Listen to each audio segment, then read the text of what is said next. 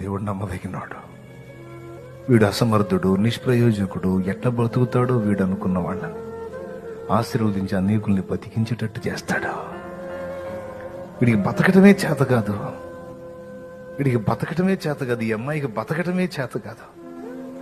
ఎట్ట బతుకుతుందో ఎట్ట బతుకుతాడో అని ఒకవేళ నీ ఇంటి వాళ్ళు నిన్ను గురించి తొక్కుపడితే, దేవుని బట్టి చెప్తున్నా, నువ్వు బతకటం కాదు, అనేకుల్ని నువ్వు బతికించేటట్టు దేవుడు చేస్తాడు. హల్లెలూయా. దీన్ని ప్రతి విషయానికి అన్వయించుకో. దృష్టి మనుష్య దృష్టితో నువ్వు చూడొద్దు పరిస్థితుల్ని, దేవుని దృష్టితో చూడు. సాతాను ఎంత మోసగాడో తెలుసా? పరిస్థితుల్ని, మామూలుగా ఉన్న వాటిని వికృతంగా చూపిస్తా.